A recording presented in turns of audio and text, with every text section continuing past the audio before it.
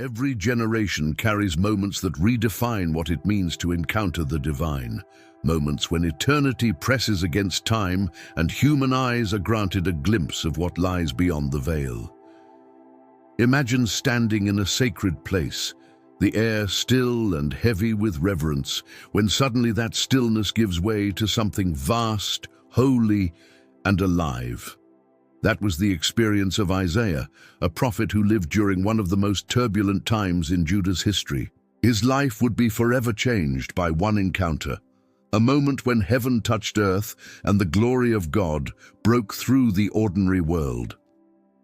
The year marked the death of King Uzziah, a ruler whose reign had brought both prosperity and tragedy.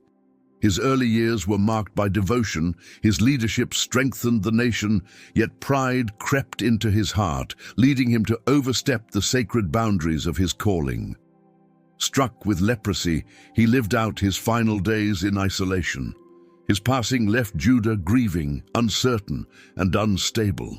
It was into that atmosphere of national mourning that Isaiah stepped into the temple, unaware that his life was about to be transformed by a vision unlike any other. Within those walls, familiar sounds of prayer and sacrifice echoed softly, mingling with the faint scent of incense rising heavenward. Yet something stirred in the unseen realm that day.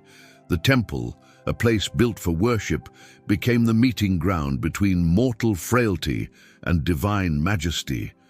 Isaiah likely entered burdened by sorrow, perhaps seeking comfort, but what awaited him would surpass anything his heart could have imagined.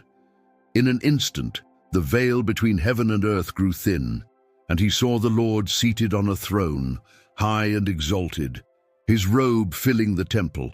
The scene unfolded not as imagination, but as revelation, the moment when divine holiness entered human awareness. Every detail of that vision carried meaning. The throne spoke of authority that never wavers. The robe filling the temple signified the fullness of glory that leaves no space untouched. In that instant, Isaiah understood that no earthly power, not even the might of a king, could compare to the majesty before him. The political instability surrounding him faded into insignificance, replaced by the awe of eternal sovereignty. He was not witnessing an event within time, but a reality that defines all time, the reign of the everlasting King. Standing before that glory, Isaiah must have felt the fragility of human existence. The gold and stone of the temple paled beside the living brilliance of the divine. Every heartbeat must have echoed like thunder within him as the realization grew that he was in the presence of unfiltered holiness. The air thickened with light and smoke, symbols of both revelation and mystery. Heaven had not come to destroy but to reveal, to awaken the prophet to a truth far greater than any earthly vision. From that moment forward, Isaiah's life would no longer belong to himself. It would belong to the message birthed in that sacred encounter. If the story of Isaiah's vision stirs something within your heart, let it move you closer to the divine. These messages are meant to draw you deeper into faith and reflection, to remind you that the same God who revealed his glory in the temple still meets hearts that seek him today. If you enjoy this kind of content, remember to subscribe to the channel, like the video, and share your thoughts in the comments. Your voice and support help spread messages that inspire, uplift, and remind others that heaven still touches earth. Smoke rose like a living thing, curling through the sacred air, wrapping itself around the pillars, as though even the temple itself struggled to contain the majesty descending upon it. The atmosphere pulsed with energy, charged with a presence that defied description.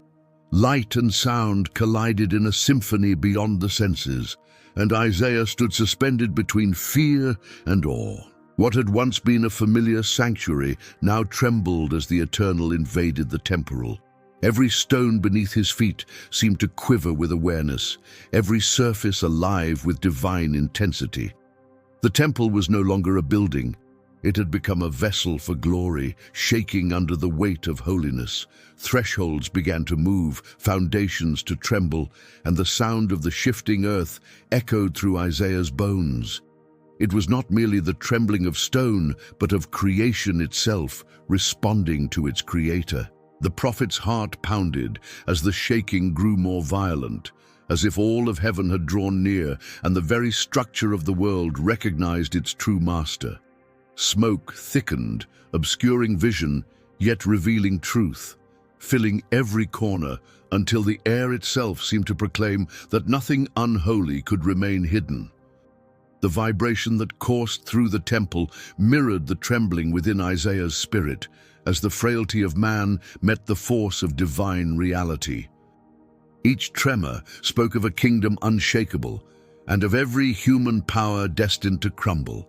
The mighty structures of men, the empires that boasted of permanence, the systems built upon pride and oppression, all would eventually quake before the presence of the eternal throne. The temple's shaking became a prophetic sign, a living sermon that declared the sovereignty of God and the instability of all that men build apart from him. Isaiah was witnessing more than a physical event. He was seeing the pattern of divine confrontation, where the temporary yields to the everlasting.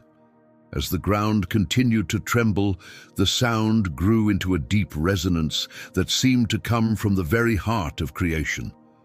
Every vibration carried a message. Nothing remains untouched when God reveals himself.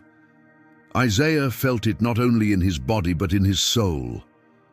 The holiness that filled the temple was not passive. It was active, consuming, transforming, purifying. Smoke represented the mystery of God's presence, both concealing and revealing, both distant and near. It covered the prophet's sight, yet heightened his awareness that he stood in a place where no mortal could stand uninvited. Amid that overwhelming majesty, Isaiah began to perceive that what was shaking was not meant to destroy, but to awaken. Every movement, every trembling pillar, every wave of smoke was part of a divine unveiling. The temple trembled so that the prophet's heart might also tremble and awaken to the full weight of God's glory. Fear and wonder intertwined within him, creating a reverent silence that no human words could fill. The holy ground beneath him was declaring truths that transcended speech, truths that only a spirit broken open by awe could absorb. As the vision deepened, Isaiah became aware that what he was seeing extended far beyond the walls of the temple. The shaking symbolized a greater reality, one that touched nations, generations, and the unseen realms. The same power that caused thresholds to quiver would one day shake the heavens and the earth, removing what can be shaken so that what is eternal might remain. The trembling of the temple was a foretaste of that cosmic unveiling when all creation would recognize its true sovereign. Everything in that sacred moment pointed to divine order re-establishing itself amid human chaos. What had seemed stable and enduring now appeared fragile in the light of God's glory. The prophet understood, even if only dimly, that this encounter was both personal and cosmic, both revelation and judgment. When holiness fills the world, nothing impure can stand unchanged. Isaiah's trembling was not weakness, it was the beginning of understanding. Silence followed the shaking, not the silence of emptiness, but of reverent stillness, like creation catching its breath after beholding its maker. Smoke hung heavy, and light filtered through it in patterns that seemed alive. The prophet's senses were overwhelmed, yet within that overwhelming presence came clarity, a recognition that what he was witnessing was not chaos, but perfect order under divine authority. The shaking had not broken the temple, it had revealed its true purpose, to be the dwelling place of glory. Out of the swirling smoke came movement, graceful, radiant, and terrifying in beauty. Isaiah's eyes adjusted to forms unlike anything known on earth. He beheld seraphim, beings of pure fire, living flames of devotion, whose very existence proclaimed the holiness of the one seated upon the throne. Each had 6 wings. 2 covered their faces, 2 covered their feet, and with 2 they flew. Their presence filled the space with a sense of worship that went beyond melody, beyond sound. It was worship made visible, worship alive. Their voices began to rise, not as a chorus rehearsed, but as an unending proclamation that poured forth from the depths of being. Holy, holy, holy is the Lord of hosts. The whole earth is full of his glory. The triple declaration rang through the heavens, echoing endlessly, reverberating through the smoke-filled air, shaking the foundations once more. That repetition of holy was no mere emphasis. It was the language of eternity, an expression of perfection beyond comprehension. Each utterance built upon the last, drawing Isaiah deeper into the realization that holiness defines all that God is. No mortal song could capture the sound that filled the temple. It was not only heard, but felt, vibrating through the air, through stone, through the very marrow of Isaiah's bones. The words carried power, not as poetry, but as revelation. Every syllable unveiled more of the infinite distance between creation and creator. Holy did not describe one attribute among many. It expressed the totality of divine nature. It meant set apart, pure, untainted, absolute. It meant that all else exists only by the permission of this holiness. Isaiah saw that even the seraphim, though perfect in their creation, covered their faces before the throne. Their wings shielded them not out of fear, but out of reverence so deep that even their perfection could not bear the direct sight of divine glory. They covered their feet as a sign of humility, acknowledging their created nature before the one who is self-existent. Every motion of their wings was worship, every sound an offering. Their entire being declared what words alone could not, that God is holy beyond measure and worthy beyond comprehension. Each cry of holy filled the temple with greater light. It was as if the sound itself carried radiance, transforming smoke into gold, darkness into brilliance. Isaiah felt himself shrinking before such majesty, not in despair, but in awe. The seraphim's song revealed that the holiness of God is not confined to heaven. They proclaimed that the whole earth is full of his glory, a truth that resounded through creation even when human eyes failed to see it.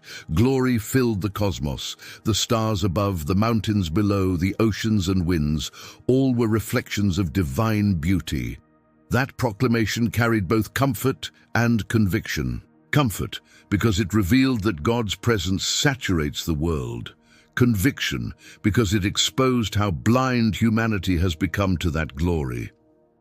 The prophet's heart burned as he realized that worship is not a human invention, but an eternal reality into which mortals are invited. The seraphim were not performing for God's approval. They were responding to what they forever beheld, the unending holiness that defines existence itself. Isaiah understood that this vision was not given to him for curiosity's sake. He was being drawn into the eternal rhythm of heaven's worship. The song of the seraphim was not meant to entertain, but to transform, to realign every thought and desire toward the one who reigns supreme. The repetition of holy was not monotony. It was perfection echoing perfection, infinity reflecting infinity. It was the heartbeat of heaven. As the song continued, Isaiah realized that no words from human lips could equal the purity of what he was hearing.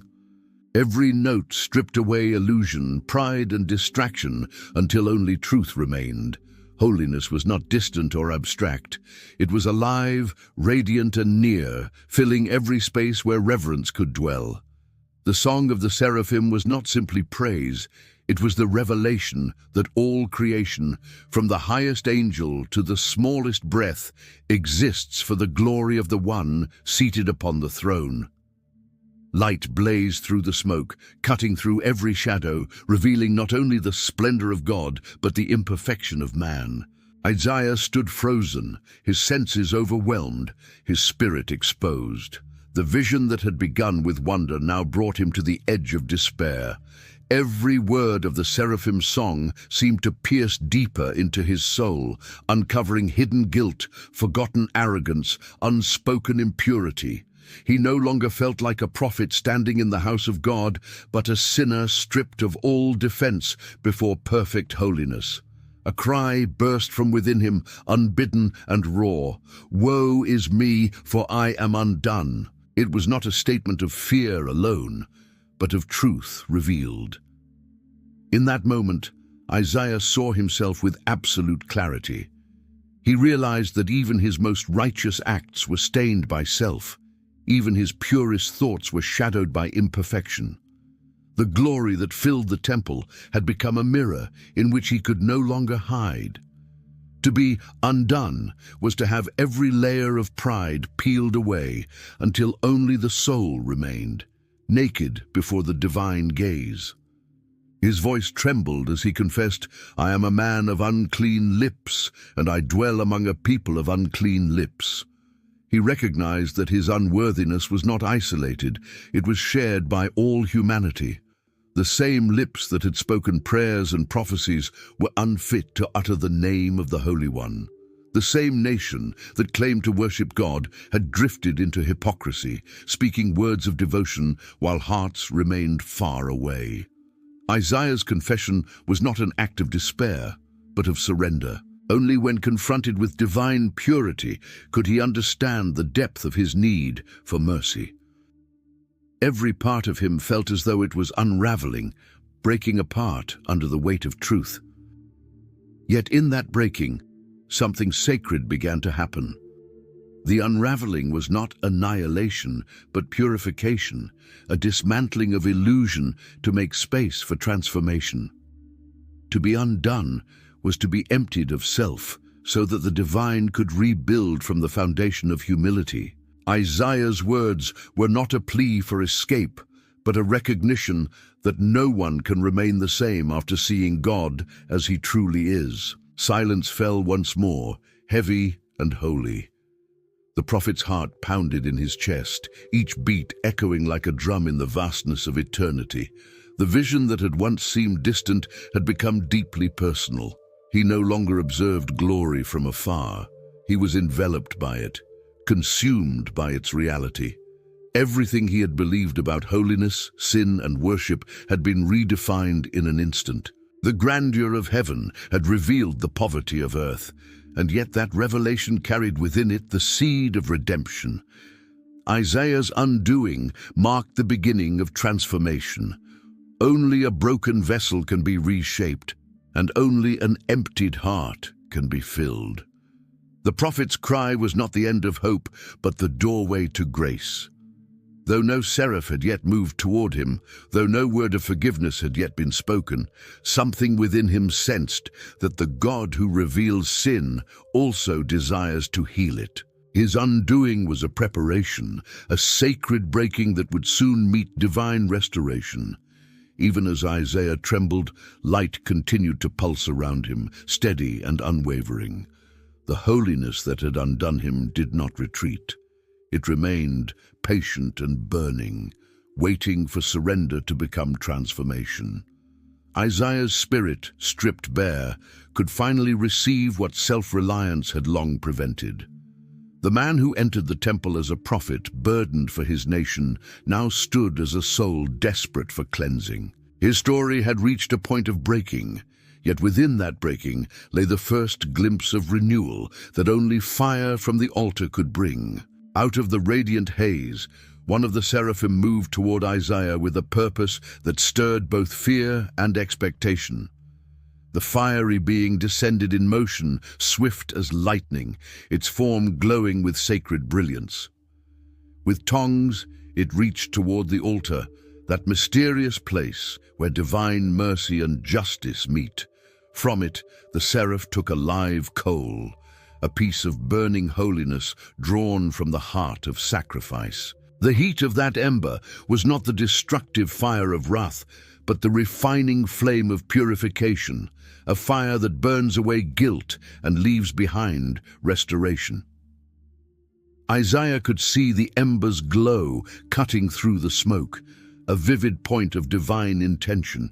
His spirit, still trembling from confession, sensed that this act would seal what had begun in his undoing. The seraph drew near, carrying not judgment, but grace, cloaked in flame. No word was needed to explain what was happening. The prophet's awareness deepened as he felt the sacred energy approaching, a fire not meant to consume flesh, but to cleanse soul. The heat of that coal represented the holiness that purifies without annihilating, a mercy that transforms rather than destroys. When the coal touched Isaiah's lips, a rush of searing light flooded his being. Pain and peace merged into one experience beyond human measure. He felt the touch of heaven's fire on the very part of himself he had confessed as unclean. It was as though divine power reached into his speech, sanctifying every word that would one day flow from his mouth. The burning did not wound, it healed. It cleansed with intensity that only love could sustain. From that altar, forgiveness came not as an idea, but as a tangible encounter that reshaped him from within.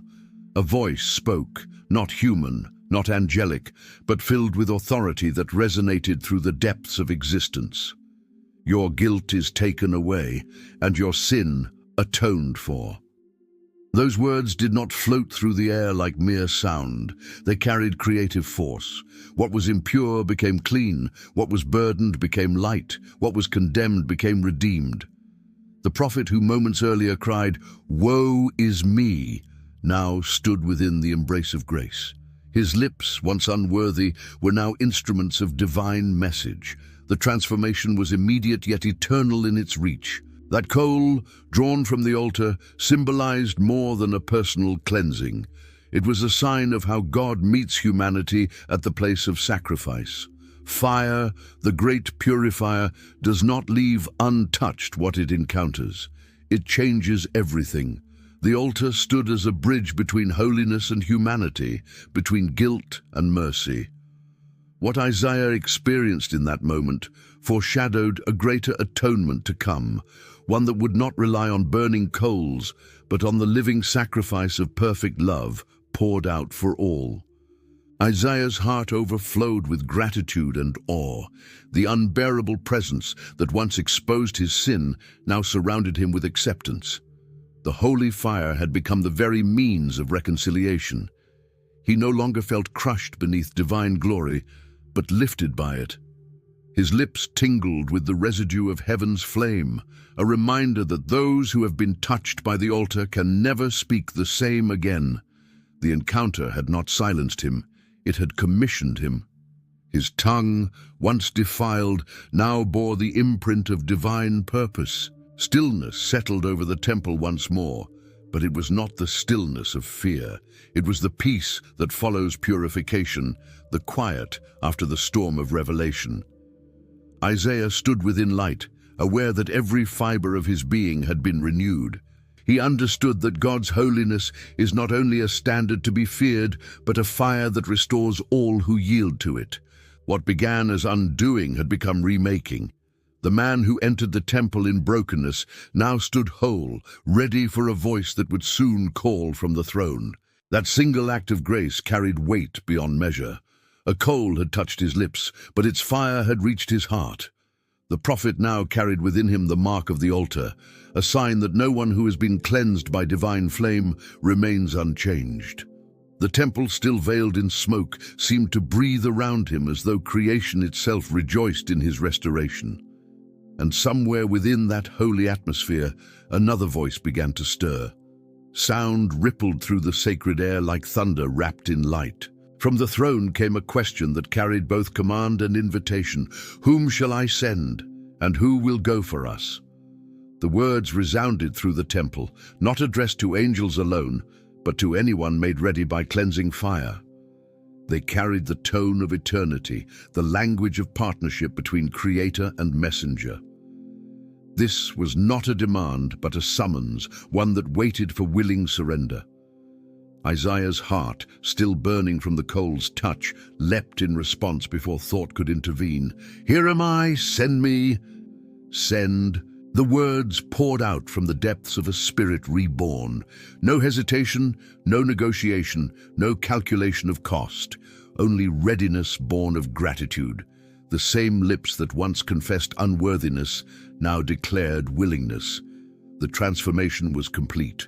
The man who had once trembled now stood eager to serve. He understood that divine grace not only cleanses but calls, not only forgives but commissions. The question from the throne revealed something profound about the nature of God. He does not merely act upon the world, but invites his servants to share in his work. The plural us carried a mystery too great for human minds to contain, a glimpse into the communion of divine purpose. Isaiah heard in that voice the unity of heavenly will, the echo of perfect harmony that governs all creation. To be called by such a voice was both an honor and a weight, for the message it carried would not be easy. Isaiah's response was more than enthusiasm, it was surrender. He knew little of what awaited him, yet his heart belonged entirely to the one who had touched him with holy fire. That readiness marked the true essence of calling, not ambition or pride, but yieldedness to the will of heaven. The prophet's future would not be shaped by human approval or success, but by obedience to the one who spoke from the throne. Every genuine encounter with God leaves a mark of mission, for holiness always seeks to express itself through service. The moment stretched in sacred silence after his declaration. Heaven had heard his answer. Isaiah could feel that the words he had spoken were already shaping his destiny. The same voice that called would now commission, the same glory that cleansed would now guide. His willingness was not the end of the encounter, but the beginning of a lifelong dialogue between divine purpose and human faithfulness. Within that holy space, Isaiah began to perceive that the call of God is both deeply personal and profoundly universal. It comes not only to prophets in temples, but to every heart willing to listen. The question, "Whom shall I send?" still echoes across ages, awaiting a response from those touched by grace. Each "Here am I" becomes part of a larger chorus, a continuation of the same readiness that Isaiah expressed. Isaiah's mind filled with reverent anticipation. Though he did not yet know the full weight of the task ahead, he sensed that obedience would demand endurance. The vision had stripped him of pride and filled him with purpose. Fire had touched his lips so that truth could flow from them, even when that truth would be unwelcome. The divine call was not a promise of ease, but a pledge of companionship, that the one who sent him would remain with him. A new stillness filled the temple, deeper than before. Isaiah stood in the lingering glow of glory, aware that he was now part of something far greater than himself. He had seen the throne, felt the fire, and heard the voice. What awaited him beyond that temple would test every part of his being, yet his answer had already been given. "Send me." Those words would define his life and echo through history as the cry of every soul transformed by holy encounter. Isaiah soon discovered that divine calling carries not only glory, but burden. The voice that had once filled the temple with splendor now spoke instructions that pressed heavily upon his heart. He was to deliver words of truth to a people who would not listen, to speak light into ears that preferred darkness. His message would confront rebellion, hypocrisy, and hardness of heart. It would not be welcomed by the comfortable or applauded by the powerful. The weight of truth would rest upon him like armor that both protects and confines. Prophetic ministry is never a pursuit of popularity. Those who speak on behalf of God must often walk through valleys of rejection and solitude. Isaiah's commission came with that awareness woven into its very fabric. The Lord told him that his words would fall on unyielding hearts, that his warnings would be met with indifference, that his clarity would expose but not immediately heal. The prophet's obedience would be measured not by the response of people, but by faithfulness to the message entrusted to him. The burden of carrying divine truth shaped Isaiah's spirit in ways few could comprehend. Every time he spoke, he carried the echo of the throne room within his soul. His heart burned with the same fire that once cleansed his lips, and yet that fire often brought pain as it met resistance. He had seen the king in his glory, and now he must represent that same holiness before a nation lost in pretense. The contrast between what he had witnessed and what he now faced could not have been greater. Voices around him mocked and doubted. The more he proclaimed, the more their indifference deepened. Yet within Isaiah burned a conviction that silence would be betrayal. The weight of revelation was too great to ignore. He could no longer live for comfort or applause. He had become a vessel of divine urgency. Every word he uttered carried the memory of the coal's touch, the authority of the throne, and the compassion of the God who still reached out to his people despite their hardness. Nights must have been long for the prophet, filled with the ache of knowing that his message would pierce few hearts. He carried not only the words of heaven, but the sorrow of heaven, the grief of a God who loves yet is resisted. That tension tore at him, shaping his compassion even as it deepened his resolve. The holiness he had encountered was not distant purity, but love wounded by indifference, a love that continued to call even when rejected. His calling revealed a paradox that still defines true faith. The messenger bears both hope and heartbreak. To proclaim truth in a resistant world is to share in divine suffering. Yet Isaiah pressed on, not because he expected quick results, but because obedience had become his joy. The same fire that once burned his lips now burned within his heart, sustaining him when the world refused to listen. Each prophecy he spoke carried echoes of that temple encounter. He remembered the shaking thresholds, the seraphim's song, the coal upon his lips. Those memories were not distant recollections, but living realities that reminded him of who had sent him. The burden of the message was heavy, yet it was carried on the strength of divine commissioning. He knew that truth, even when ignored, never returns void. Isaiah's life became a testimony to faithfulness amid rejection. The message he bore was not merely for his generation, but for all who would one day read his words and understand that holiness, once revealed, demands response. His burden was sacred, his loneliness holy. Through tears and perseverance, he embodied the reality that to be sent by God is to walk a path both luminous and difficult, yet filled with the presence of the one whose glory he had once seen in the shaking temple. Isaiah's journey through vision and vocation brought him to the place where ruin became revelation. What began as an unraveling of his identity before the throne now revealed the purpose behind his breaking. The memory of that holy encounter never left him. Each time he recalled the trembling temple and the coal that seared his lips, he understood that divine exposure had not been meant to destroy him, but to prepare him for something greater. His ruin had been sacred, a necessary dismantling that allowed divine wisdom to rebuild him from foundations untouched by pride. Awareness grew within him that only through brokenness can new sight be granted. His encounter had shattered illusions and torn away layers of self-assurance, leaving space for truth to dwell. Before that vision, Isaiah might have believed he understood holiness, justice, and calling. Afterward, those concepts became living realities woven into every thought and word. What once felt like an ending became a beginning, for revelation only finds its home in hearts stripped of pretense. The prophet realized that ruin before God is not defeat, but the soil where revelation grows strong. Each prophecy that flowed from Isaiah's mouth carried traces of that transformation. He spoke not as a detached observer, but as one who had been undone and remade by divine fire. His words carried the fragrance of both judgment and hope, pain and promise.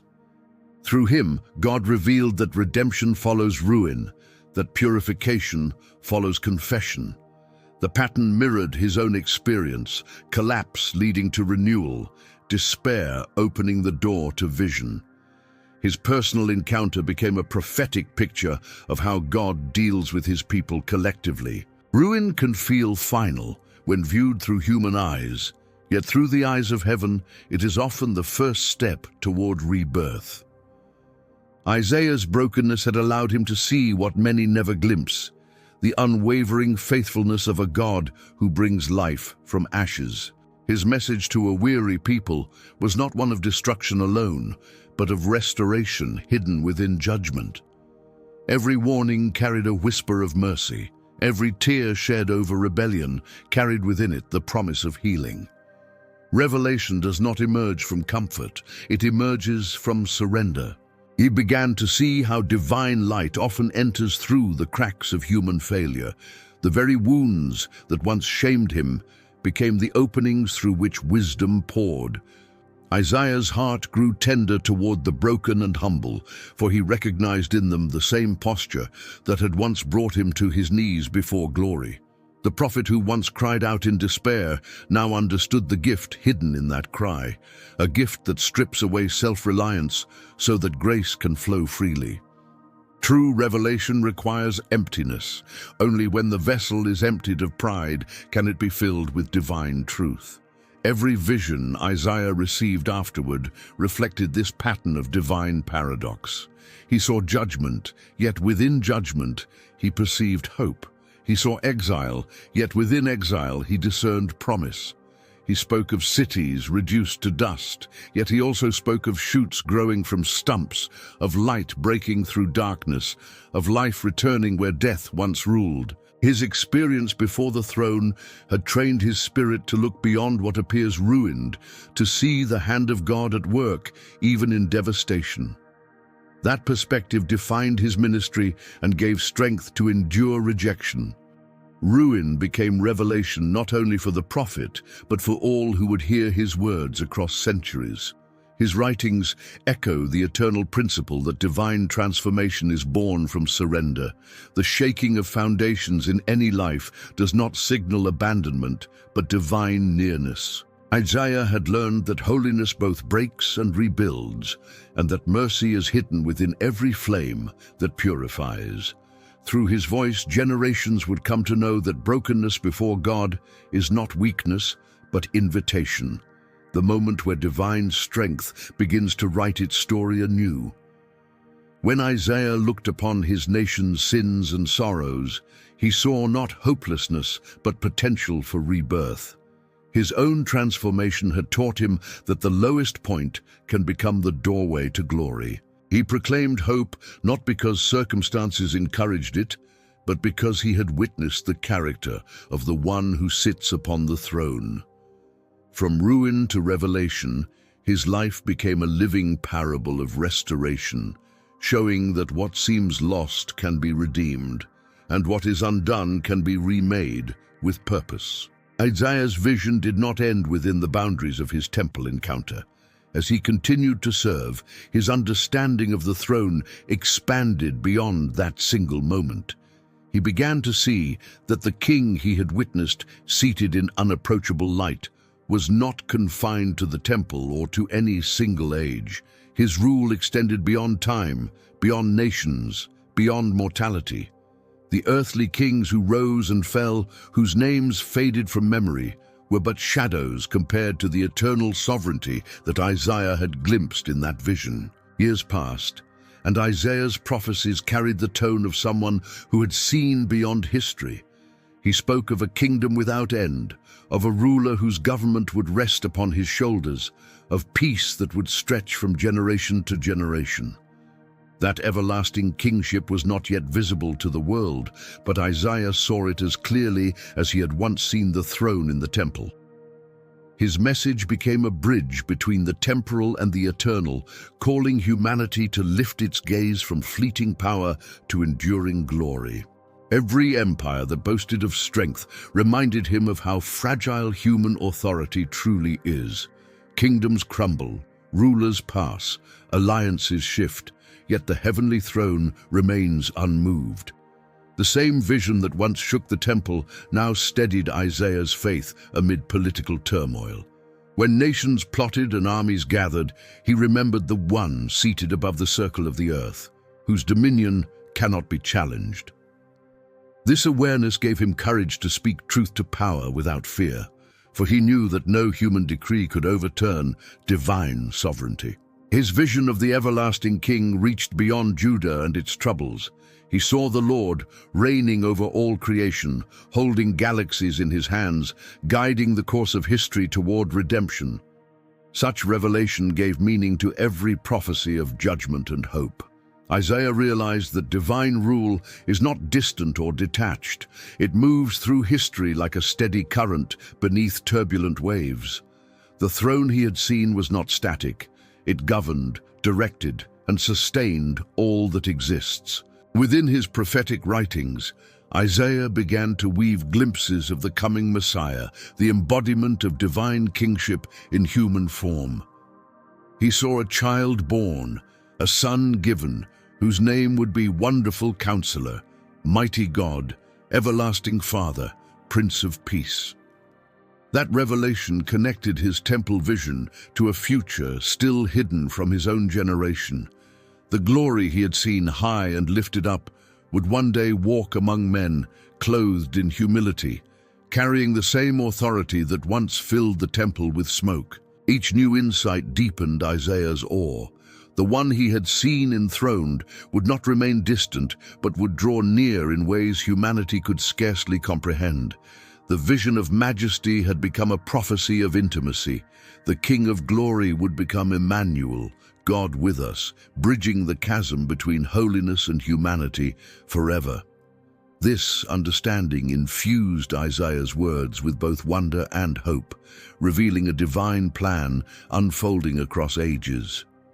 As Isaiah contemplated the everlasting reign of God, he recognized how temporal fear fades before eternal certainty. His earlier trembling had turned into trust. He no longer viewed the shaking of nations as chaos, but as the rearranging of history under divine will. The same voice that once thundered in the temple still spoke through the ages, guiding, correcting, redeeming. Isaiah's confidence rested not in what he could see around him, but in what he had seen once in glory, the unshakable throne that governs all. From that revelation flowed assurance that every act of human rebellion, every rise and fall of power, every sorrow and victory would ultimately serve the purpose of the eternal King. Isaiah's life became a song of faith in divine constancy. The throne he had witnessed would never be vacated. Its authority never diminished, its glory never dimmed. That vision of an everlasting kingdom carried him through hardship and gave his words enduring relevance, echoing through time as a testimony to the God who reigns forever and whose kingdom knows no end. Long after Isaiah's vision faded from sight, the echo of that holy encounter remained alive within him. What had begun as a moment in the temple became the foundation of his life, shaping how he saw God, humanity, and purpose. The memory of the throne, the shaking pillars, the seraphim's cry, and the coal's touch were no longer distant experiences. They had taken residence within his soul. Heaven had invaded his heart, transforming him from within.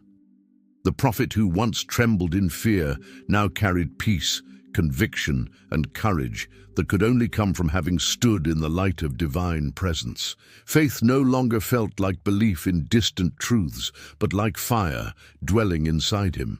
Every word he spoke, every prayer he uttered, carried the pulse of that encounter.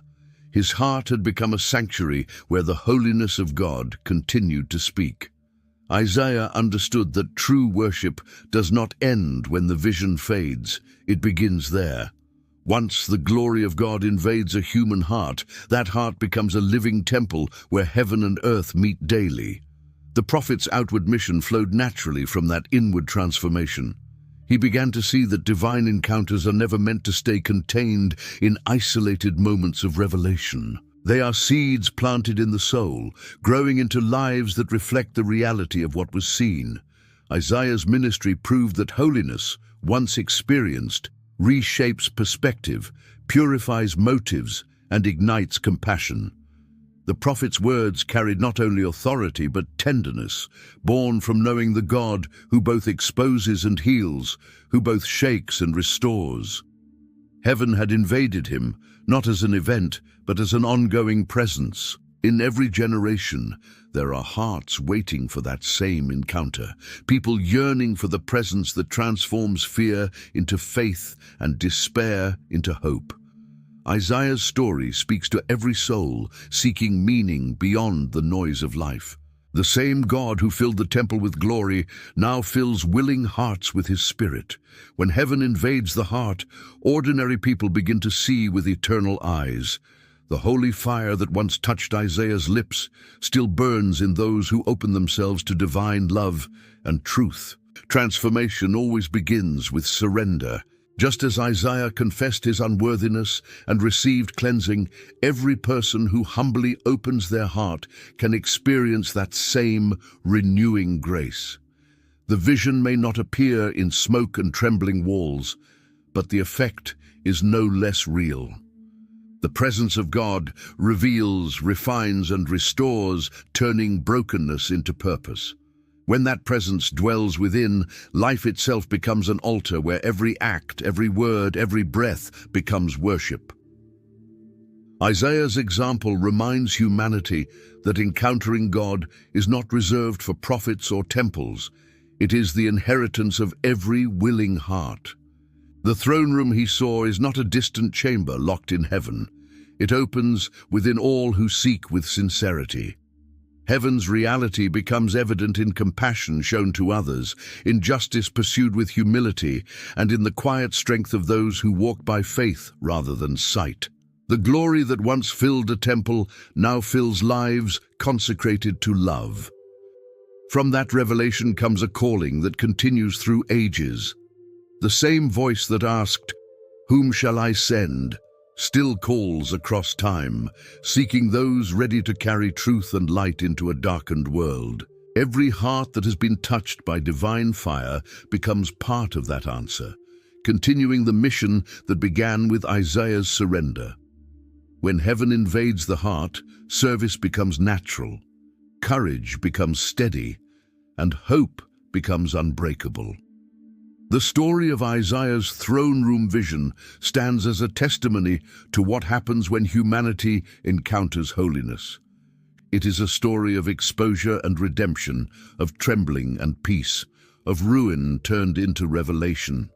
Above all, it is a story of love, a love so vast that it reaches through eternity to touch the fragile human heart. The same presence that filled the temple still seeks to fill lives today, not with fear, but with purpose, not with judgment, but with renewal. When heaven invades the heart, eternity begins within and nothing remains the same. If Isaiah's vision has stirred reflection within you, let that same flame of inspiration spread further. Subscribe to this channel to continue exploring messages that lift the spirit and awaken faith. Like this video to help it reach others searching for meaning, and share your thoughts in the comments. Your voice may encourage someone else's journey. Share this message with friends, family, and anyone who could use a reminder that divine presence still transforms hearts today. Together, let's let heaven's light keep shining in every corner of the world.